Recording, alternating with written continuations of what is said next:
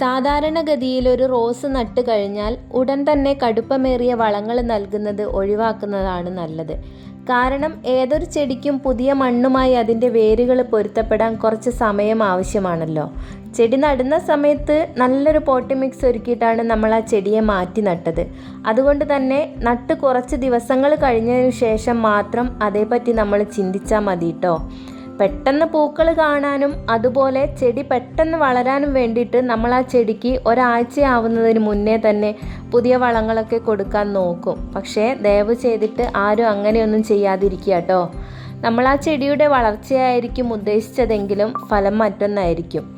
ചെടി നട്ടതിന് ശേഷം ശ്രദ്ധിക്കേണ്ട കുറച്ച് കാര്യങ്ങൾ ഞാൻ താഴെ പറയാം കേട്ടോ. ആദ്യത്തെ ഒരു 15-20 ദിവസങ്ങളിൽ ഈ ഒരു കാലയളവിൽ നമ്മൾ നട്ടിരിക്കുന്ന ചെടി ആ ഒരു മണ്ണിൽ നല്ലപോലെ വേര് പിടിക്കാനായിട്ടുള്ള സമയം കൊടുക്കുക. ഈ ഒരു സമയത്ത് ചെടി നനയ്ക്കുന്നതിൽ മാത്രം ശ്രദ്ധിക്കുക. കൂടാതെ വെയിൽ ആവശ്യത്തിലധികമാണെങ്കിൽ, റോസ് ചെടിക്ക് വെയിൽ എന്തായാലും ആവശ്യമാണ്, പക്ഷേ അതിൽ ആവശ്യത്തിൽ കൂടുതലാണെങ്കിൽ ചെടിക്ക് ഒരല്പം തണൽ നൽകാനും കൂടി ശ്രദ്ധിക്കണം. ഏകദേശം ഒരു 2-3 ആഴ്ചകൾക്ക് ശേഷം, അതായത് പുതിയ തളിരിലകളൊക്കെ വന്ന് തുടങ്ങുന്ന ആ ഒരു സമയത്ത് നമുക്ക് വളങ്ങൾ ചെയ്ത് തുടങ്ങാം കേട്ടോ. ആദ്യത്തെ വളപ്രയോഗം നമുക്കൊരു 20 ദിവസത്തിന് ശേഷം, അതും വളരെ കുറഞ്ഞ അളവിൽ നൽകി തുടങ്ങാം. ഉണങ്ങിയ ചാണകപ്പൊടി അല്ലെങ്കിൽ വെർമി കമ്പോസ്റ്റ്, എല്ലുപൊടി, വേപ്പിൻ പിണ്ണാക്ക് ഇതൊക്കെ കൊടുത്തു തുടങ്ങാം കേട്ടോ.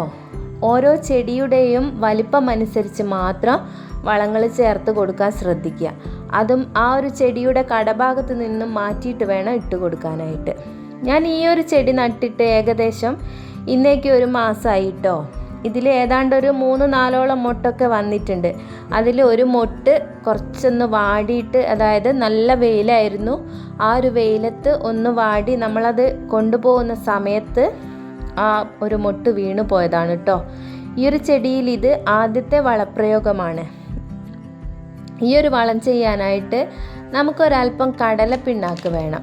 കടലപ്പിണ്ണാക്ക്, അതിൻ്റെ കൂടെ തന്നെ ഒരല്പം എല്ലുപൊടി, കുറച്ച് വേപ്പൻ പിണ്ണാക്ക്, ഇതും കൂടെ ചേർത്ത് ഒന്ന് പുളിപ്പിക്കാനായിട്ട് വെക്കുക.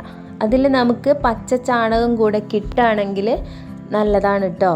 നന്നായിട്ട് പുളിച്ചതിന് ശേഷം ഒരു 2-3 ദിവസം വെക്കുമ്പോഴേക്ക് നന്നായിട്ട് പുളിച്ച് കിട്ടും.